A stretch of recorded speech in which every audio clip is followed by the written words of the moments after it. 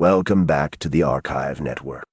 Aurelius here, with Malik, curators of the Civilization Archive. We left Byzantine Empire last time at Still. Nothing lasts forever. Today we pick up where we left off. As dawn breaks over the Bosporus, golden light dances across the domes of Hagia Sophia. Cinsari Turkey, Endirway, Indaridi. Insular Hagia Sophia. We find ourselves in a city at its zenith. Constantinople, vibrant and bustling, beats like the heart of the empire.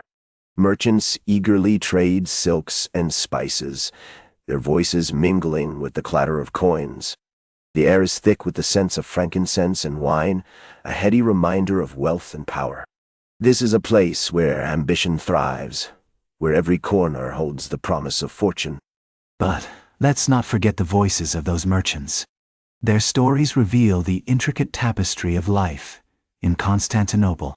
It wasn't just a golden city. It was a melting pot of cultures and ideas. Each trader brought not only goods, but also their rich heritage and personal experiences.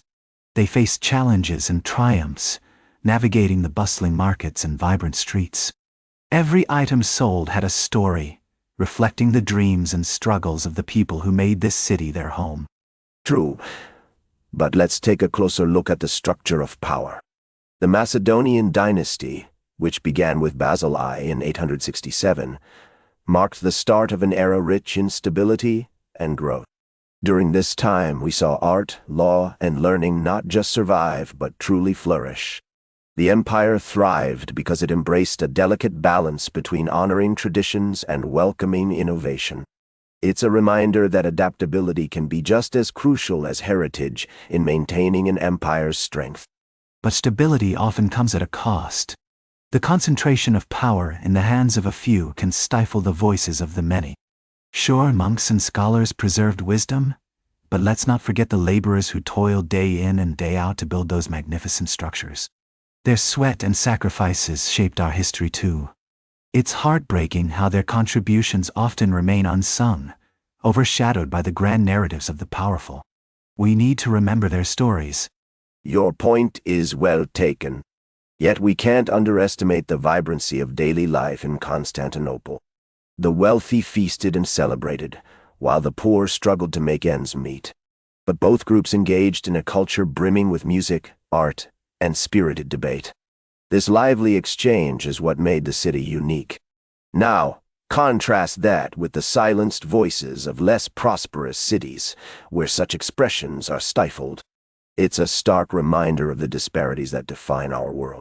That culture you mentioned was layered, Aurelius.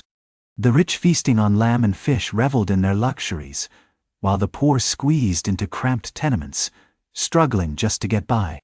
Daily life wasn't just a backdrop. It truly shaped the empire's essence. We have to remember those who lived in the shadows, the ones whose stories often go untold. They deserve to be acknowledged, for their sacrifices and resilience were the core of that society. Absolutely. Yet public baths and hospitals, like the Pantocrator Monastery, provided essential relief in a city that never slowed down. These institutions were true lifelines, offering care for the sick and shelter for the orphaned. They stood as a testament to the empire's duty to its citizens, striving to bridge the stark divisions that often defined our society. Even in chaos, they reflected a commitment to community, reminding us that compassion can thrive amid turmoil. Lifelines, yes, but let's not forget the system that created the need for them. The Hippodrome's chariot races drew huge crowds, no doubt, but they also served as a distraction from the looming pressures on the empire. While the cheers of the masses filled the air, they often drowned out the discontent simmering just below the surface. Families were struggling to get by, and the bright lights of the races couldn't mask the hardships many faced every day. You raise a valid point. The Great Schism of 1054 didn't just split Eastern Orthodoxy from Roman Catholicism. This divide was decades in the making, fueled by cultural and political tensions that had been simmering for years. It deeply affected the unity of the empire, creating rifts that would last for centuries. The iconoclastic controversies only added to the turmoil, leaving scars on the cultural landscape and shaping a new visual culture that we still see echoes of today. Yet, those controversies also sparked a wave of creativity that we can't overlook. The icons we cherish, the liturgies that resonate, they were born from that very turmoil. Art emerged from conflict, showing us how innovation often blooms when faced with adversity. It's a powerful reminder that beauty and struggle go hand in hand in our shared history. Each stroke of a brush, each note of a song reflects the human cost, the lives touched by these moments of chaos and hope.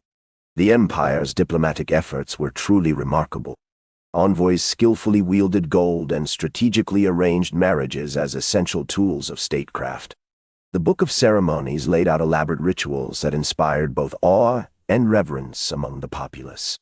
Yet, we must remember that these same diplomatic maneuvers often sowed seeds of tension and rivalry within the aristocracy. Alliances forged in gold could just as easily turn to animosity, revealing the delicate balance that empires must navigate to maintain their power. And those tensions only grew as military aristocrats vied for power, each one eager to claim their stake. The rising taxes and concentration of land left many struggling to feed their families, creating real unrest among the common people. Dispatches from the front warned of mounting pressures, painting a grim picture of the situation. These shadows gathering at the edges of the empire weren't just numbers on a page. They were lives hanging in the balance, foreshadowing its eventual decline. Yes, the brilliance of the empire is undeniable, but we must remember that history teaches us a crucial lesson. Such brilliance is often followed by darkness.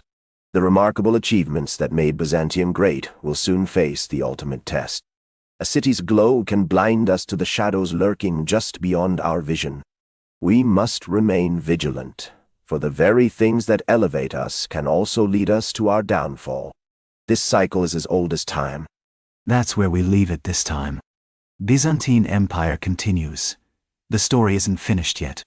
Find the full series on the Civilization Archive, part of the Archive Network. We'll be back with the next chapter.